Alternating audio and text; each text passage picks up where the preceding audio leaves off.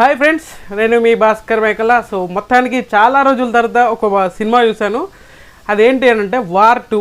చాలా రోజుల నుంచి వెయిట్ చేస్తున్నాను. అండ్ ఎన్టీఆర్ గారికి బాలీవుడ్ ఎంట్రీ, అసలు హృతిక్ రోషన్ అండ్ వార్ 1 బాగా హైప్ ఉన్న సినిమా కాబట్టి వార్ 2 చూడాలి అని ఫిక్స్ అయ్యి సో మార్నింగ్ అయితే షో వెళ్ళాను నేను.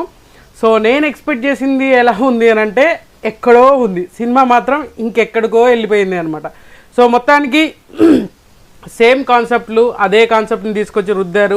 ఏంటి అని అంటే సెక్యూరిటీ, ఇండియన్ సెక్యూరిటీ దాని గురించి బేస్ చేసుకొని అదే ప్యాటర్న్లో తీసుకెళ్లారు. సో ఓవరాల్గా మొత్తం చెప్పుకోవాలి అని అంటే హృతిక్ రోషన్, ఎన్టీఆర్ వీళ్ళే స్క్రీన్ మీద కనిపిస్తూ ఉంటారు. కొత్త క్యారెక్టర్లు ఏముండవు. అండ్ 3Dలో ఒక 4-5 సెక్యూరిటీ రీజన్స్ లాగా ఏదో టెక్నాలజీని వాడినట్టుగా చూపించారు. అండ్ హీరోయిన్ ఎందుకు వచ్చిందో ఎందుకు పోయిందో తెలియదు. పాపం సినిమా అయితే నిజంగా స్టోరీ లైన్ అయితే ఏమీ లేదబ్బా. ఇది క్లియర్గా అర్థం చేసుకోవాల్సిన విషయం అంటే స్టోరీలో ఏమీ లేదు. ఎందుకనంటే ఎప్పుడు ఉన్న స్టోరీలే నార్మల్గా ఉండేది. ఇండియన్ సెక్యూరిటీ, ఇండియన్ రా ఏజెన్సీ, ఆర్మీ, వీళ్ళు వాళ్ళు ఒక టెర్రరిస్ట్ని పట్టుకోవాలి. ఒక బిగ్గెస్ట్ టెర్రరిస్టు కల్కి అనే ఒక క్యారెక్టర్ ఉంటుంది. ఆ క్యారెక్టర్ మాత్రమే ఉంటుంది. అతను ఎక్కడ కనిపించాడు, ఆ క్యారెక్టర్ ఏడా కనిపించదు. సో అక్కడ ఆ పర్సన్ నుంచి మనం ఇండియాని సేవ్ చేయడం ఎలా అనేదాన్ని పెద్ద క్యారెక్టర్ అనమాట. సో ఇక్కడ మెయిన్గా మాట్లాడుకోవాల్సింది డిజాస్టర్ అని చెప్పుకోవచ్చు. డిజాస్టర్ అంటే మ్యూజిక్ కంప్లీట్గా అసలు డిజాస్టర్, మ్యూజిక్ కంప్లీట్గా డిజాస్టర్ అని చెప్పుకోవచ్చు. అండ్ ఇంకోటి స్టోరీ లైనప్ కూడా ఇది ఆల్రెడీ ఎక్కడో చూసాము, ఇది ఆల్రెడీ నెక్స్ట్ ఇది జరగబోతుంది అని చెప్పేసి ఖచ్చితంగా ప్రెడిక్షన్ చేయొచ్చు మీరు. ఎవరైనా ఎంత సినిమా నాలెడ్జ్ లేని వాళ్ళు కూడా సో నెక్స్ట్ ఇది జరగబోతుంది అన్నట్టుగా ఉంటుంది. అండ్ హీరో ఇంట్రడక్షన్స్ మాత్రం నాకు తెలిసి హృతిక్ రోషన్ ఇంట్రడక్షన్ ఒక హైప్లో క్రియేట్ చేద్దామని చెప్పేసి తీసుకొచ్చారు. కానీ ఆర్ఆర్ అంతే రేంజ్లో, బ్యాక్గ్రౌండ్ స్కోర్ అనేది ఆ రేంజ్లో పడుకోబెట్టింది.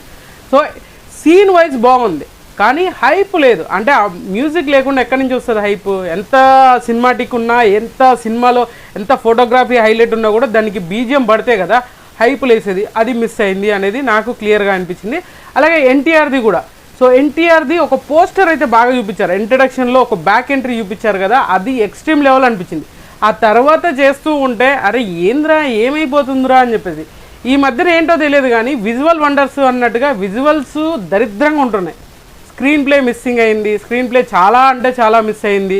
అండ్ ఇంకోటి ఏంటంటే అసలు సంబంధం లేకుండా నడుస్తూ ఉంటుంది స్టోరీ అంతా. ఎక్కడో ఏదో జరిగిపోతుంది, ఎక్కడో ఏదో అవుతుంది, అసలు దాన్ని అసలు ఏమైపోతుందో తెలియకుండా అసలు ఇంట్రెస్టింగ్ అంటే ఎక్కడ కూడా ఇది అరే సూపర్ డైలాగ్ కొట్టదురా, అరే సూపర్ క్యారెక్టర్ వచ్చిందిరా, అరే సూపర్ సీన్ రా అనేటట్టుగా ఎక్కడా అనిపించలేదు. అంతా నార్మల్గా ఉంది. అండ్ ప్రీవియస్గా మనం ఎక్కడో చూసిన ఫీలింగ్ అనిపిస్తుంది. అండ్ ఇంకా స్లోగా రన్ అవుతూ ఉంటుంది సినిమా మొత్తం. ఇంటర్వెల్ దాకా ఒకలా ఉంటుంది. ఇంటర్వెల్ నుంచి అసలు ఫస్ట్ హృతిక్ రోషన్ ఎంట్రీ ఒక ఫైట్ ఉంటుంది చూసారా, అది కొంతవరకు హైప్, ఒక బ్యాక్గ్రౌండ్ స్కోర్ పడి ఉంటే మాత్రం ఇంకా హైప్ ఎక్కువ ఉండేది. సో ఇంట్రడక్షన్లో ఒక ఫైట్ అయితే ఓకే అనిపించింది, బట్ అంత ఎక్స్ట్రీమ్ లెవెల్ అయితే కాదు. బట్ వార్ 1తో పోల్చుకోవద్దు కానీ సినిమాకి వెళ్ళండి. పర్సనల్గా ఎన్టీఆర్ ఫ్యాన్స్ ఎవరైతే ఉన్నారో వాళ్ళు ఖచ్చితంగా డిసప్పాయింట్ అవుతారు. కానీ కొన్ని సీన్స్లలో చాలా బాగా అనిపిస్తుంది. ఎన్టీఆర్ని చూసినప్పుడు అరే కొత్తగా కనిపించాడు అనే ఫీలింగ్ ఉంటుంది. అంతే దరిద్రం ఏంటి అని అంటే కొన్ని సీన్స్లో అయితే అసలు మనోడిని స్క్రీన్ ప్రజెంటేషన్ చేసినప్పుడు చాలా షార్ట్గా చూపించినట్టుగా, కొంత ఎక్కడో కంజెస్టెడ్ స్క్రీన్లో ఇరికిచ్చినట్టుగా అనిపిస్తూ ఉంటుంది మనోడిని ఎన్టీఆర్ను చూసినప్పుడు మాత్రం. సో నాకు అది బాగా అనిపించలేదు. ఎందుకంటే ఇప్పుడు మార్కెట్ అంతా ఆల్మోస్ట్ తెలుగు ఆడియన్సే ఎక్కువ కనెక్ట్ అయి ఉన్నారు ఆ సినిమాకి. బాలీవుడ్ కంటే ఎక్కువ కూడా క్రేజ్ ఉంది ఏది అని అంటే ఓన్లీ తెలుగు. అది because of only NTR, junior NTR వల్లనే అంత క్రేజ్ వచ్చింది.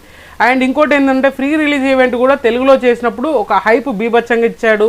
అంత హైప్ ఇవ్వాల్సిన అవసరం లేదేమో అనిపించింది. చాలామంది ఏంటంటే ఆ హైప్ తోటి సినిమాకి వెళ్ళడం వల్ల ఇంకా డిజాస్టర్ అనిపిస్తుంది మీకు.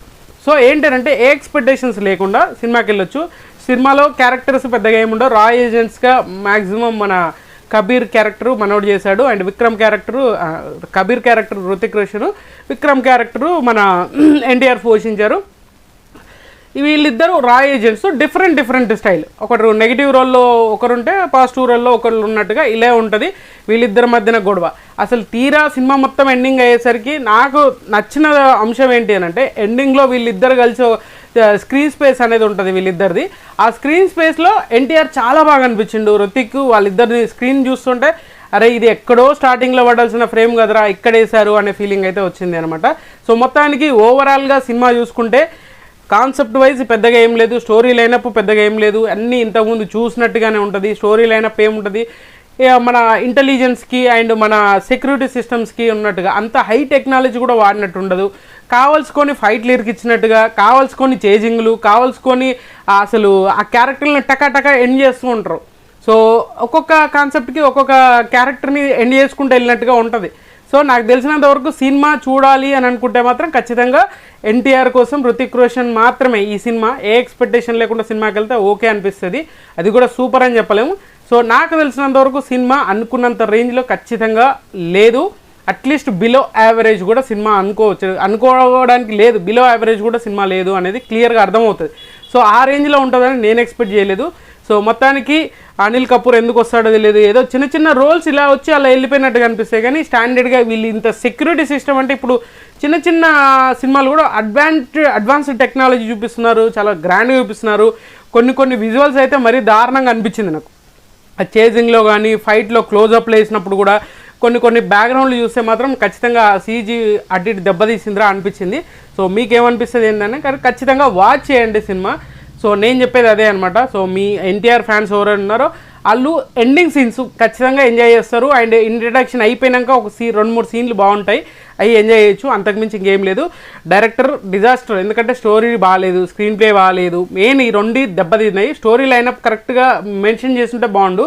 స్టోరీలో లేనప్పుడు డైరెక్టర్ కాదు ఎవరు ఏం చేయలేరు అనమాట. హీరో అయినా ఏం చేయలేదు, హీరోయిన్ ఏం చేయలేదు, సాంగ్స్ ఏం చేయలేదు, ఏదైనా ఒక రేంజ్ వరకు తీసుకెళ్ళాలి అని అంటే స్టోరీ లైనప్ ఉండి తర్వాత ఇవన్నీ యాడ్ అయితే బాగుంటుందని నా పర్సనల్ అభిప్రాయం. మొత్తానికి వార్ 2 అనేది నిజంగానే మనకు పెద్ద అది చేసింది అనమాట. సో నాకు తెలిసి బిలో యావరేజ్ సినిమా, యావరేజ్ కూడా కాదు బిలో యావరేజ్ సినిమా అనమాట. సో అంతకుమించి ఏం లేదు. చాలా రోజుల తర్వాత ఎన్టీఆర్ని చూడాలి, బ్యాక్ టు బ్యాక్ ఫ్లాప్ అనే చెప్పుకోవచ్చు. ఎందుకంటే దేవరా కూడా పాపం ఎన్టీఆర్ని ఎక్స్పెక్ట్ చేసినట్టుగా లేదు కాబట్టి ఇక్కడ ఇది కూడా అంతే డిసప్పాయింట్ చేసిందని అనుకుంటున్నాను. సో మొత్తానికి నా ఫీలింగ్ అయితే అదే అనమాట. సో బిలో యావరేజ్ మూవీ, మరీ హిట్ కాదు, యావరేజ్ కూడా కాదు, బిలో యావరేజ్ మూవీ అనేది నేను కంప్లీట్ చేయగలను. సో అంతకుమించి ఇంకేం లేదు. మొత్తానికైతే మీకేమనిపించింది ఏంటనేది కింద కామెంట్ చేయండి. సో ఖచ్చితంగా మీరు చూసి కింద కామెంట్ చేస్తే ఒక క్లారిటీ వస్తుంది. నాకు అనిపించింది మీకు చెప్పాను అనమాట.